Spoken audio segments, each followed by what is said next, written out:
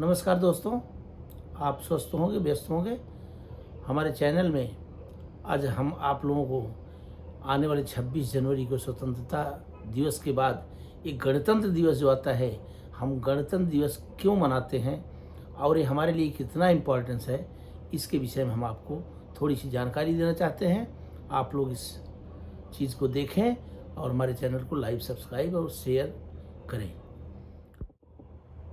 दोस्तों, हम गणतंत्र दिवस इसलिए मनाते हैं, 1947 में मिलने वाली स्वतंत्रता के बाद एक संपूर्ण गणराज्य बनने के लिए जिस संविधान की आवश्यकता थी, वह संविधान हमारे देश में 26 जनवरी सन 1950 सुबह 10:18 पर लागू किया गया। जिस संविधान के अनुसार आज पूरा भारतवर्ष पूरे विश्व में अपने आप में महान कहलाता है। हमारा संविधान सर्वधर्म समभाव का है। हमारा संविधान कमजोर वर्ग को आगे ले जाने वाला है। हमारे संविधान में हर आदमी को एक स्वतंत्रता है, डेमोक्रेसी जिसे कहते हैं, कि आदमी अपना विचार रख सके, दूसरे का आदान प्रदान कर सके। ऐसा हमारा भारत का संविधान है। इस संविधान को पाने के लिए हमारे देश के शहीदों ने, वीरों ने अपनी वीरगति दी है। कितनी माताओं ने अपने सिंदूर गंवाए हैं, कितनी बहनों ने अपने भाई गंवाए हैं। वीरांगनाएं जो थी, उन्होंने अपने पतियों को गंवाया है। तब जाकर के हमें स्वतंत्रता मिला। स्वतंत्रता के बाद ये पूर्ण गणराज्य बनाने के लिए हमें संविधान लागू करना था, जो संविधान 26 जनवरी को लागू किया गया। इसलिए हम इस पर्व को बड़े ही धूमधाम से, जैसे होली और दिवाली मनाते हैं, उसी तरीके से हम 15 अगस्त और 26 जनवरी को मनाते हैं। ये 74वां गणतंत्र दिवस है। अच्छे अच्छे होनहार नेताओं ने अपना योगदान दिया है, जिसमें डॉक्टर भीमराव अंबेडकर सर, जिन्होंने इस संविधान की पूरी नींव रखी और संविधान को पेश किया। ऐसे हमारे महान डॉक्टर बाबा साहब अंबेडकर, उनके द्वारा लिखित यह संपूर्ण संविधान भारत को मिला है। इस संविधान के दिन दिल्ली में, हमारी राजधानी में, सेना का परेड किया जाता है। हमारे देश के राष्ट्रपति, हमारे देश के प्रधानमंत्री झंडा फहराते हैं। लाल किला की प्राचीर से झंडा फहराने का कार्य होता है और देश के विकास को आगे गति देने के लिए उनके द्वारा मार्गदर्शन किया जाता है। देश के राष्ट्रीय त्योहारों में से, हमारे देश के जो राष्ट्रीय त्योहार हैं, उसमें से एक यह त्योहार हम बड़े धूमधाम से मनाते हैं।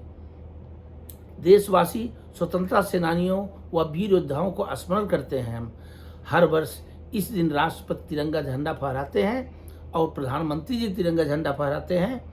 उन्हें तोपों की सलामी दी जाती है और रिपब्लिक डे पर देश में राष्ट्रीय अवकाश घोषित है।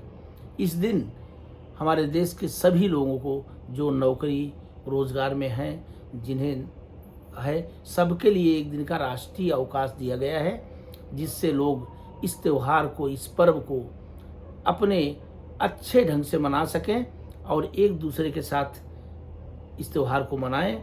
सभी विद्यालयों में, सभी सामाजिक संस्थाओं में गणतंत्र दिवस और स्वतंत्रता दिवस की धूमधाम रहती है और लोग बड़े ही उत्साह के साथ इस पर्व को मनाते हैं। हमारा देश सन 1948 के आरंभ में भी डॉक्टर BR अम्बेडकर ने, जिन्हें हम आज भारत रत्न डॉक्टर बाबा साहब अम्बेडकर के नाम से जानते हैं, उन्होंने 1948 में ही इस संविधान को रचने की शुरुआत की थी और जाकर के 1949 में इसे एक्सपेक्ट किया गया और 26 जनवरी 1950 को डॉक्टर बाबा साहेब अम्बेडकर के द्वारा इस संविधान को ला करके हमारे देश के पटल पर रखा गया और देश उसी संविधान के दायरे में चल रहा है।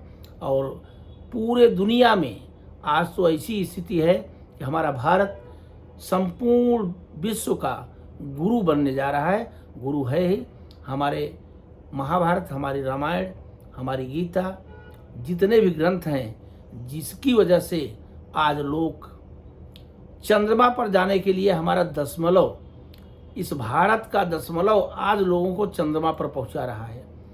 हमारा जीरो लोगों को आज समय बता रहा है। ऐसा भारत है हमारा। भारत सोने की चिड़िया थी, है और आगे भी रहेगा। यह संविधान तो भारत को ऊंचाइयों पर ले ही जा रहा है, लेकिन भारत के लोग भी, नए नए बच्चे सभी विद्यालयों में, सभी सामाजिक संस्थाओं में इस त्यौहार को लेकर बड़े ही उत्साहित रहते हैं और कम से कम 15 दिन पहले से इस त्यौहार की तैयारी करते हैं कि हमारा गणतंत्र दिवस आ रहा है। हमें अपने देश के लिए, हम अपने जवानों, शहीदों को याद करने के लिए यह दिन बहुत ही महत्वपूर्ण है। मेरे देश की धरती, मेरे देश की धरती, सोना उगले उगले हीरे मोती। मेरे देश की धरती, मेरे देश की धरती, मेरे देश की धरती, सोना उगले उगले हीरे मोती। मेरे देश की धरती। जय हिंद, जय भारत।